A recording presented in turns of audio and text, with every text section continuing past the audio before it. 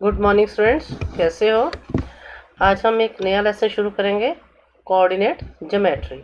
Coordinate geometry क्या है, जो हम पहले पढ़ चुके हैं 9th क्लास में। थोड़ा सा उससे रिलेटेड है, लेकिन आगे हम चलेंगे। क्या इसके ऑब्जेक्टिव्स हैं? Cartesian coordinate system and quadrants. ये आपने पहले पढ़ा हुआ है, थोड़ा सा इसको रिवाइज करवा दूंगी। फिर आता है डिस्टेंस फार्मूला और सेक्शन फार्मूला। एक एरिया ऑफ ट्रायंगल था, वो अब हमारे सिलेबस में नहीं है, आपकी बुक में मिलेगा लेकिन इस साल नहीं है। तो हमने सिर्फ डिस्टेंस फार्मूला सेक्शन फार्मूला करने, लेकिन उससे पहले आपको पता होना चाहिए what is coordinate geometry. Introduction. What is coordinate geometry? क्या है? Is coordinate geometry important? क्या ये इंपॉर्टेंट है? पहले कोऑर्डिनेट ज्योमेट्री क्या है? The use of algebra to study geometric properties, that is operates and symbols, is defined as a coordinate system. क्या कहा गया है? अलजेब्रे का यूज करना ज्योमेट्री प्रॉपर्टीज को पढ़ने के लिए जिन सिंबल्स को हम यूज करते हैं उसे हम कोऑर्डिनेट सिस्टम कहते हैं। किसे? ज्योमेट्रिकल प्रॉपर्टीज को पढ़ने के लिए जो हम अलजेब्रा में यूज करते हैं, सिंबल्स यूज करते हैं उनको ऑपरेट करने के लिए, वो होता है coordinate system. Is coordinate geometry important? Yes, coordinate geometry play a very important role in our daily life. कैसे करती है वो आगे आपको पता चलेगा। कोऑर्डिनेट ज्योमेट्री क्या है ये पूरी डिटेल में दी गई है। किस मैथमेटिशियन ने इसका आविष्कार किया वो बताया गया है। आपने इस सिस्टम पूरा पढ़ के इसके बारे में 2 लाइनें लिखनी जरूर है।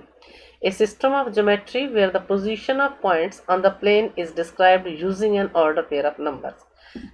ज्योमेट्री क्या है? जिसमें एक सिस्टम से पॉइंट्स की पोजीशन बताई जाती है। The method of describing the location of points in this way was proposed by French mathematician René Descartes. एक फ्रेंच मैथमेटिशियन रेने डिस्कार्ट्स हैं जिन्होंने पॉइंट्स की लोकेशन को डिस्क्राइब करने का मेथड बताया। He proposed further that curves and lines could be described by equation using this technique, thus being the first to link algebra and geometry. ये भी इसी ने propose किया। In honor of his work, the coordinates of a point are often referred to as its Cartesian coordinate and the coordinate plane as the Cartesian coordinate plane. ठीक है, जो हम 9th में पढ़ चुके हैं। कोऑर्डिनेट प्लेन क्या है, कार्टेशियन प्लेन क्या है, या कोऑर्डिनेट क्या है, ये सब हम पढ़ चुके हैं। अब देखते हैं, अब आती है डेफिनेशन। अब क्या डेफिनेशन जो एक्चुअल है कोऑर्डिनेट की? N ordered pair of number that give the location of A point on a grid 3, 4। अब देखिए 3, 4 का बताया गया है इसमें। यहां से ये रेड लाइन आई, ये 3, ये आई,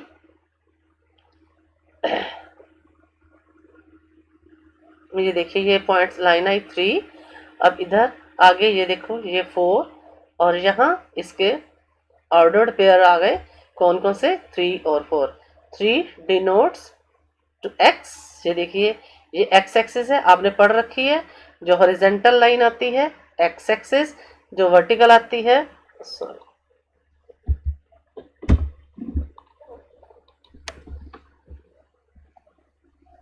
सॉरी टू इंटरप्शन। ये देखिए ये जो रेड लाइन आ रही है ये एक्स एक्सिस हॉरिजेंटल, और ये जो जा रही है vertically Y axis.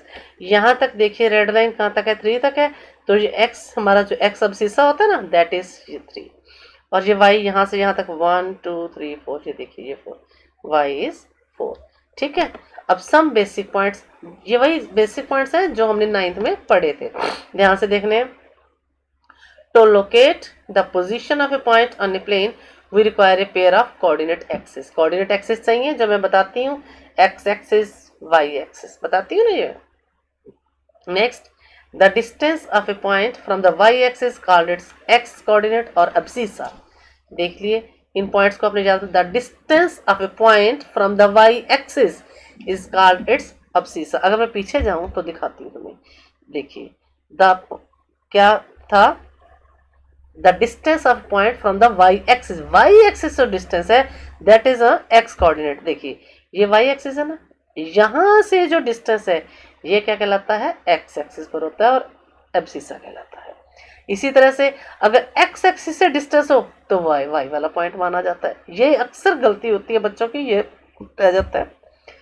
The distance of point from the y axis called its x coordinate और abscissa। The distance of point from the x axis is called its y ordinate, यानी उल्टा है, वो जो y एक्सिस से distance होगा वो x होगा और जो x एक्सिस से डिस्टेंस होगा वो y होगा। और y वाले कोऑर्डिनेट को क्या कहते हैं? ऑर्डिनेट, और x वाले को कोऑर्डिनेट। और जब ये दोनों मिल जाते हैं तो क्या बन जाते हैं? Coordinate. The coordinates of point are on x axis are from x0 and a point on the y axis are of the 0y। बताती हूँ ना, अगर x0 हो तो पॉइंट y वाली लाइन पर आता है, y0 हो तो पॉइंट x वाली लाइन पर आता है। बोलती हूँ अक्सर में, तो ये आपने ध्यान रखना है। ठीक है, नेक्स्ट रिकैप वही चल रहा है। कोऑर्डिनेट प्लेन या कार्टेशियन प्लेन जिसे कहते हैं, ये देख रहे हैं आप, ये देखिए ये y एक्सिस बनी हुई है वर्टिकल, ये x एक्सिस हॉरिजॉन्टल, ये बीच में ओरिजिन। ये देखिए बहुत क्लियरली समझाया गया, बहुत मेहनत से बनाया है मैंने, इसको बड़े ध्यान से समझना है और आपने अपनी कॉपी पर भी इसी तरह से बनाना है और ग्राफ पर ही बनाना है।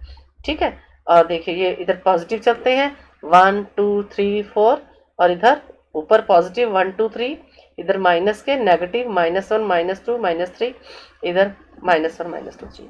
ये पॉजिटिव डायरेक्शन, ये इधर x एक्सिस है, ये इधर y एक्सिस है, ये इधर नेगेटिव डायरेक्शन है, ये इधर नेगेटिव डायरेक्शन है, ये इधर पॉजिटिव डायरेक्शन है। समझ में आ गया ये?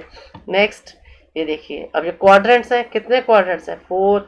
ये सब 9th में किया हुआ है। फर्स्ट में कौन से आते हैं? प्लस प्लस, जैसे ये 2 है, ये 3 है, ये x minus y plus, minus plus. Third में दोनों माइनस के होते हैं, फोर्थ में प्लस माइनस। सब 9th का काम है, कोई नई चीज़ नहीं है। क्लियर? फिर वही कोऑर्डिनेट समझाए गए हैं। अब ये देखो एब्सिस्सा -3, ऑर्डिनेट -2, ये पॉइंट है, ये देखिए ये 3 -3, ये एब्सिस्सा, ये -2 ऑर्डिनेट। अब ये क्या है? ये 2 और ये 1। अब ये क्वेश्चन मार्क लगाया हुआ है, ये आप लोगों के लिए। देखिए ये मिलाएंगे, क्या है? 4 और यहाँ क्या आएगा? 2 और 3 के बीच में है तो -2.5। क्या आएगा ये? 4 और -2.5। क्लियर? नेक्स्ट अब देखिए, इसमें first plus plus, second minus plus, third से, तो इसमें क्या है? 1 0 lies in which quadrant? 1 0 x1 y0, first में या सेकंड में आएगा? किसी में फर्स्ट में आ सकता है, सेकंड में आ सकता है। Answer none. Points which lie on axis do not line in any quadrant. देखिए 1 0, जब ये y0 हो गया तो x एक्सिस पर आएगा। जब पॉइंट किसी एक्सिस पर आता है, एक्सिस पर कब आएगा? जब y0 होगा। इस एक्सिस पर कब जाए? जब x0 होगा। जब किसी एक्सिस पर पॉइंट आ गया है तो वो किसी भी क्वाड्रेंट में नहीं आता है, ये ध्यान रखना है आपने। अब हमारा मेन, अभी तक तो जो मैंने करवाया आपको पीछे 9th का था, ठीक है, कोई प्रॉब्लम नहीं आनी चाहिए मेरे ख्याल में, सारा मैंने रिपीट करवाया। अब हमारा जो मेन शुरू हो रहा है डिस्टेंस फार्मूला, उसको बहुत अच्छे से समझना है, बहुत इजी है, बस थोड़ी सी अलजेब्रिक मिस्टेक्स नहीं होनी चाहिए। कोऑर्डिनेट ज्योमेट्री में पहले कहा ना कि अलजेब्रिक को करने का जो मेथड है वो कोऑर्डिनेट ज्योमेट्री है, थोड़ी सी उसमें अलजेब्रिक प्लस माइनस की गलती जो बच्चे करते हैं या स्क्वायर रूट में गलती कर जाते हैं, वो ध्यान रखनी है आपने। डिस्टेंस फार्मूला क्या है? डिस्टेंस फार्मूला देखिए ध्यान से, ये हमारे पास कार्टेशियन प्लेन बना हुआ है, x एक्सिस y एक्सिस, ठीक है ना। अब देखिए ये एक पॉइंट आ गया पॉइंट, ये देखिए इसके कोऑर्डिनेट आ गए x1 y1। दूसरा पॉइंट आ गया, ये दूसरा पॉइंट आ गया, इसके कोऑर्डिनेट आ गए x2 y2। अब इन दोनों के बीच की डिस्टेंस निकालनी है हमें, ठीक है। अब इस डिस्टेंस को हम किससे डिनोट कर रहे हैं? d से। ध्यान से देखते रहना, साथ साथ बता रही हूँ, बिल्कुल आराम से। पहले हमने एक पॉइंट लिया, उसके कोऑर्डिनेट आ गए x1 y1। दूसरा पॉइंट लिया x2 y2, हमने इनके बीच की क्या निकालनी है? डिस्टेंस। देखिए अब हमने इनको, इस पॉइंट को ऐसे और इस पॉइंट को मिला दिया। आपको क्या दिखाई दे रहा है? ये क्या दिखाई दे रहा है? Right angle triangle. क्या दिखाई दे रहा है? Right angle triangle. फिर अब ये देखिए, यहां से लेकर यहां तक, ये रेड लाइन है ना, यहां से यहां तक, ये वाई एक्सिस से डिस्टेंस है। वाई एक्सिस से डिस्टेंस क्या होता है? एक्स का। ये कहां तक डिस्टेंस जा रहा है? ये देखो, क्या है x2, इसका डिस्टेंस क्या है x2, देखिए इसका डिस्टेंस x2, ठीक है। नेक्स्ट देखिए, अब ये वाला, ये यहाँ से यहाँ तक ये डिस्टेंस, इसका कोऑर्डिनेट x1 है, तो ये डिस्टेंस क्या हुआ x1। समझ में आ गया? दोबारा देख लीजिए, इस पॉइंट से लेकर इस पॉइंट तक डिस्टेंस x2 और इस पॉइंट से लेकर इस पॉइंट तक x1, तो इस ट्रायंगल का ये बीच वाला डिस्टेंस क्या बचेगा x2 माइनस x1। पहले इसमें समझ लो, फिर आएगा लिखा हुआ, यहाँ से यहाँ तक डिस्टेंस x1 और यहाँ से यहाँ तक x1, और इन दोनों का क्या आ जाएगा x2 माइनस x1। ये ब्लू लाइन आ गई, इसका डिस्टेंस क्या आएगा x2 माइनस x1। समझ आ गया? अब हमारा राइट ट्रायंगल का ये बचा, ये इसका डायरेक्शन है। अब इसका डायरेक्शन कैसे आएगा, देखिए ध्यान से, ये देखिए यहाँ से यहाँ तक ये है डिस्टेंस, ये x एक्सिस से ऊपर है, कहाँ तक है y2 तक, तो इसका डिस्टेंस क्या आएगा y2। समझ में आ गया? अब ये वाला डिस्टेंस क्या आएगा, देखो यहाँ y1 है, इसका डिस्टेंस आएगा, देखिए y1। समझ में आ गया? इस पॉइंट से इस पॉइंट तक डिस्टेंस है y2, इस पॉइंट से इस पॉइंट तक डिस्टेंस है y1, और फिर ये वाला जो है इस ट्रायंगल का पोर्शन क्या आएगा, देखिए ब्लू लाइन हो गई। अब ये इसका distance y2 minus y1। Clear?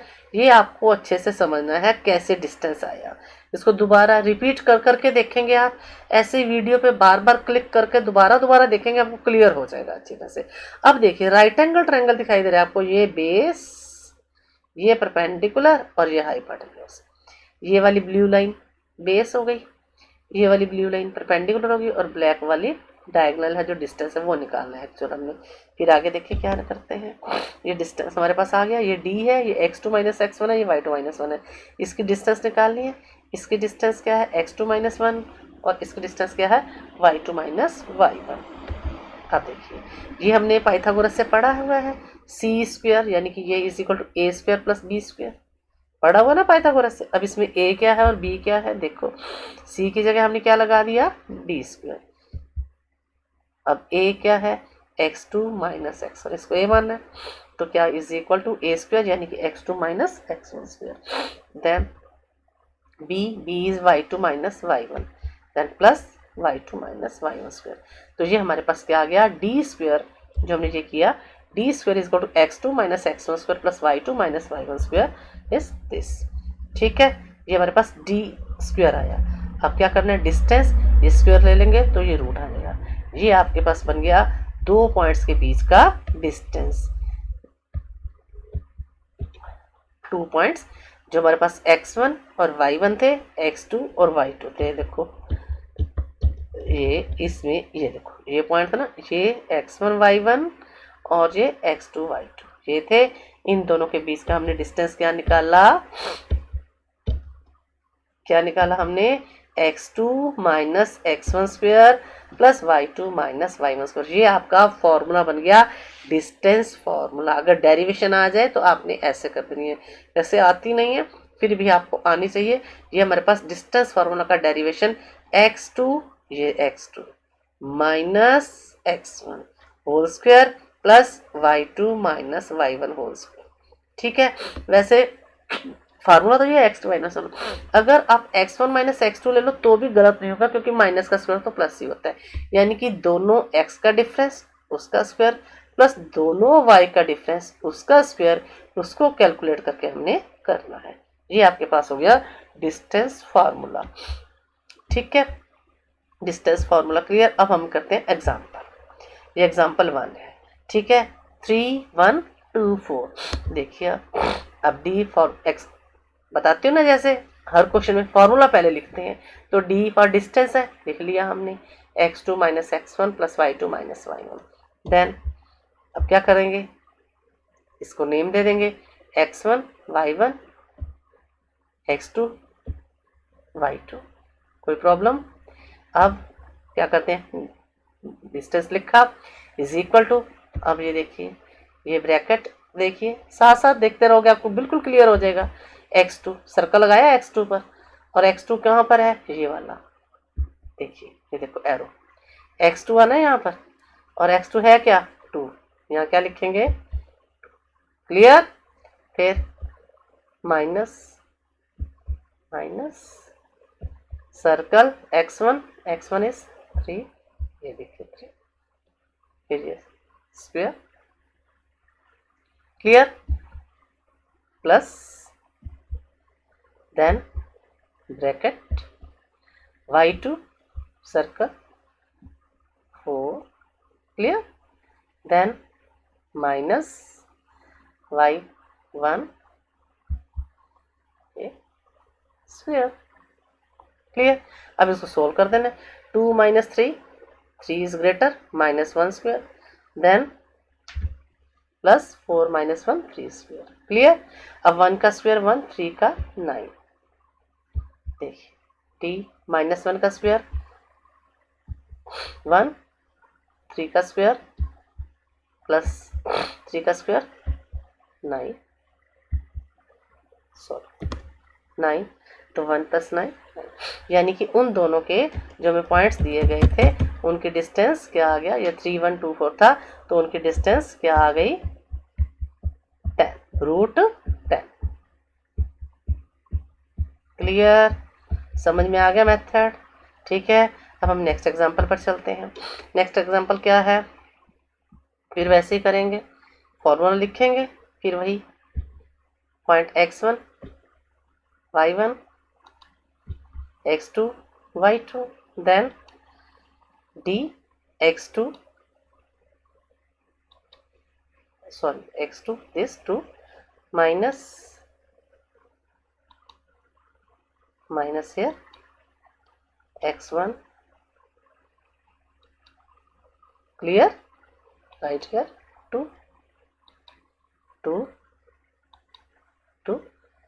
here plus y2 -1 minus y1, अब देखिए यहाँ ध्यान से ये स्टेप क्या हुआ, यहाँ पर देखो -7, स्टॉप, क्यों, सायरन बजा, क्यों, क्योंकि यहाँ माइनस था, ये माइनस है, तो माइनस इकट्ठे 2 माइनस लगाने से पहले एक ब्रैकेट आएगी, फिर अगला ये स्क्वायर यहाँ नहीं आएगा, अब क्या आएगा स्क्वायर, देखो अब ये एक और ब्रैकेट लगेगी यहाँ पर, फिर जाकर स्क्वायर आएगा, आई समझ, ठीक है। क्या किया था हमने, 2 - 2 -1 -7 स्क्वायर, 2 - 2 0, देन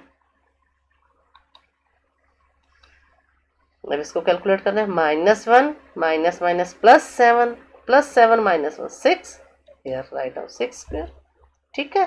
नेक्स्ट 0 + 6 स्क्वायर, क्या आ जाएगा यहाँ पर, 0 का स्क्वायर 0 और 6 का स्क्वायर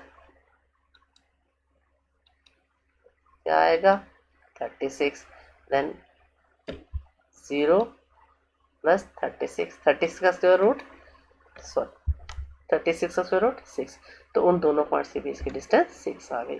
मेरे ख्याल में इन दोनों एग्जांपल से आपको डिस्टेंस निकालना समझ में आ गया होगा। इस दोनों एग्जांपल्स को आपने जब तक समझ आए, एक बार देखो, 2 बार देखो, 3 बार देखो, 4 बार, आपको 100% इसी में समझ में आ जाएगा।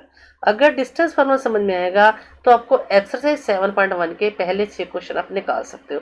फिर भी इसमें 2-3 एग्जांपल्स हैं, मैं एग्जांपल एनसीईआरटी के इसमें डिस्कस कर रही हूँ, फिर भी कोई प्रॉब्लम आप फ़ोन करके पूछोगे, लेकिन करोगे खुद, बड़े आराम से देखना, बड़े धीरे धीरे से मैंने ये एनिमेशन के मेथड से और आराम से तुम्हें हर स्टेप समझ में आए उस हिसाब से बनाने की कोशिश की है। तो नेक्स्ट देखते हैं एग्जाम्पल जो आपकी एनसीईआरटी में है। एग्जाम्पल फर्स्ट है आपकी एनसीईआरटी का ही, do the points 3 2 -2 -3 and 2 3 form a triangle, if so name the type of triangle form. सबसे पहले तो उसने ये कहा कि ये 3 पॉइंट्स दिए गए 3 2 -2 -3 2 3 फॉर्म ए ट्रायंगल, क्या ये ट्रायंगल हो सकता है। तो जब उसने ट्रायंगल पूछा तो सबसे पहले आपके माइंड में ट्रायंगल की प्रॉपर्टी आनी चाहिए कि हमें कैसे पता ये ट्रायंगल हो सकता है या नहीं हो सकता। ट्रायंगल कब बनता है, ट्रायंगल की 3 साइड्स होती हैं। ट्रायंगल हमें कैसे पता चलता है कि ये ट्रायंगल की साइड्स हो सकती हैं, किन्हीं 2 साइड को प्लस करो अगर उसका सम तीसरी साइड से बड़ा आता है तो ट्रायंगल होता है। याद करो 9th क्लास में 6th लेसन में, सॉरी 7th लेसन में ये क्या था, the sum of two sides is greater than the third side. Triangle के किन्हीं भी दो साइड का सम तीसरी साइड से बड़ा होता है। अगर दो साइड्स का सम तीसरी से बड़ा है तो ट्रायंगल है, अदरवाइज नहीं। तो हमने पहले ये देखना कि ट्रायंगल है भी या नहीं। अब देखिए, एक ये पॉइंट है, एक ये, एक इन दोनों से एक डिस्टेंस आएगी, एक लेंथ आएगी ट्रायंगल की, फिर इन दोनों से आएगी तो ट्रायंगल की दूसरी साइड आएगी, फिर इस 2 3 से और 3 2 से तीसरी साइड आएगी, 3 साइड आएंगी।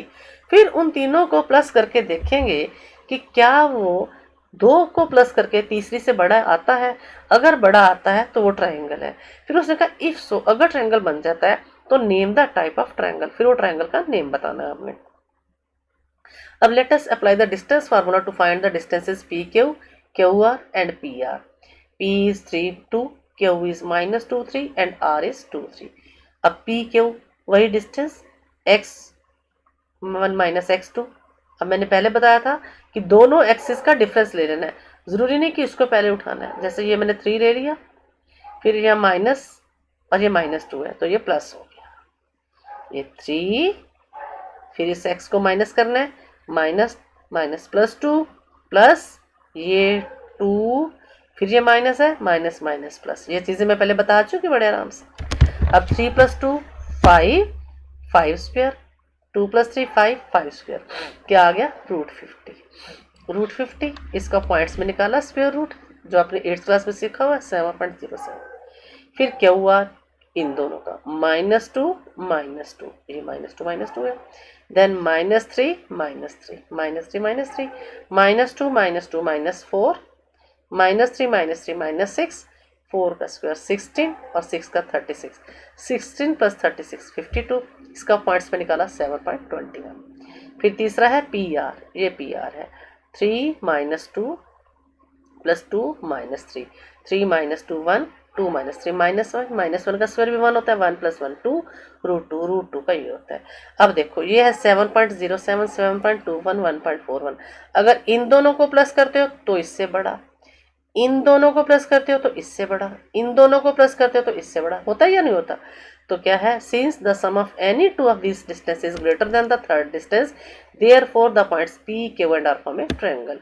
मतलब किन्हीं भी दो साइड का सम तीसरी से बड़ा आ रहा है तो ये ट्रायंगल बन रहा है। ठीक है, फिर उसने पूछा अगर ये ट्रायंगल बन रहा है तो टाइप ऑफ ट्रायंगल बताइए। टाइप ऑफ ट्रायंगल देखिए, इसका स्क्वायर कर दीजिए, PQ स्क्वायर √50 आ जाएगा, रूट हट जाएगा तो 50 आ जाएगा, इसका स्क्वायर करोगे 52 आ जाएगा, इसका स्क्वायर करोगे 2 आ जाएगा, ये 50 और 2 प्लस कर दो 52, यानी कि ये PQ square plus PR square is equal to QR square. ये कब आता है, by the converse of Pythagoras theorem, angle P is 90 degree. तो ये क्या बन गया, right angle triangle. Clear. Now example 2, show that the points 1 7 4 2 -1 -1 and -4 4 are the vertices of a square।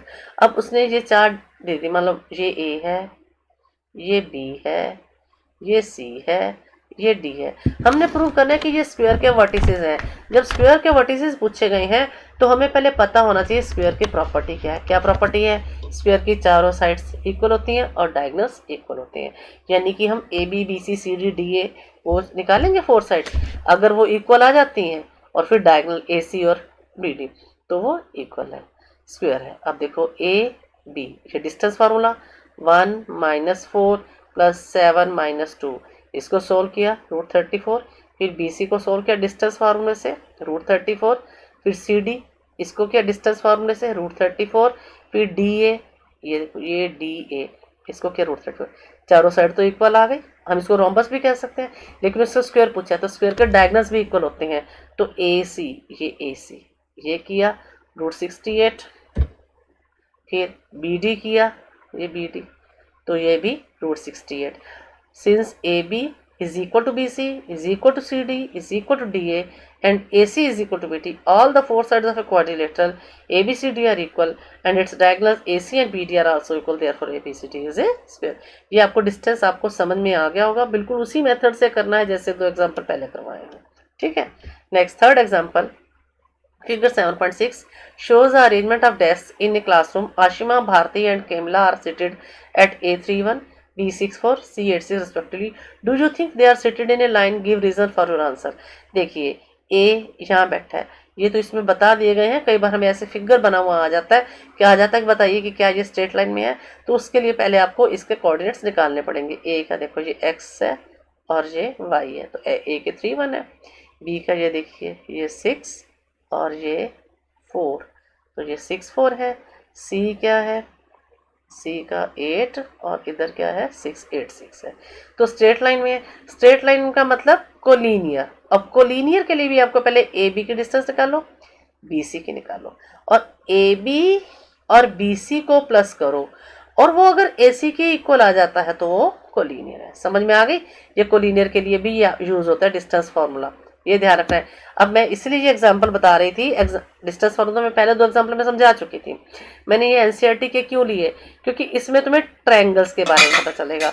अब कई बार आपसे पूछा जाएगा, जैसे ये हमने किया, इसमें मान लो 2 साइड इक्वल आ रही हैं, तो किस टाइप का ट्रायंगल है? आइसोसेलेस ट्रायंगल है। अगर तीनों इक्वल आ जाती तो क्या हो जाता है? Equilateral triangle. तो आपको ये भी पता होना चाहिए कि डिस्टेंस फार्मूला कहाँ कहाँ यूज होता है। जब हमें टाइप्स ऑफ ट्रायंगल पूछा जाए तो डिस्टेंस फार्मूला यूज होता है। फिर जब हमारे पास स्क्वायर प्रूव करने को कहा जाए तो डिस्टेंस फार्मूला यूज होता है। तो कहाँ कहाँ यूज होता है? चारों साइड्स में और 2 डायगोनल्स में। अब इसमें कहा गया कि बताओ ये स्ट्रेट लाइन में है, तो यानी कि ये कोलिनियर है, तो भी डिस्टेंस फार्मूला यूज होता है। ये आपको याद रखना है, कोलिनियर के लिए, ट्रायंगल के लिए, पैरेललोग्राम के लिए, रोम्बस के लिए डिस्टेंस फार्मूला यूज होता है। ठीक है, अब इसमें हम क्या करेंगे? अब देखिए ए बी डिस्टेंस निकाली हमने, 6 - 3 है, 3√2 आ गया। बी सी निकाली, 2√2 आ गया। ए सी निकाली, 5√2 आ गया। अब इन दोनों को प्लस करो, 3 and 2 5√2 आता है या नहीं आता? A B plus B C 3√2 + 2√2 5√2 A C. We can say that A B and B C are collinear, therefore they are sited in a line. अभी मैंने क्या बताया था कि ए बी और बी सी इन दोनों की डिस्टेंस, देखो ए बी और बी सी इन दोनों की डिस्टेंस को मिलाकर ये आ रहा है थर्ड डिस्टेंस। ठीक है, समझ में आ गया? आज आपने यही अच्छी तरह से डेफिनेशंस लिखनी है और लर्न करनी है, और अच्छे से इनको नोट्स बनाने हैं बहुत बढ़िया तरीके से। कहीं कोई प्रॉब्लम होनी है तो आपने पूछनी है। ठीक है, एग्जाम्पल्स भी कोई मिस नहीं करना। ठीक है, ओके, बाय बाय।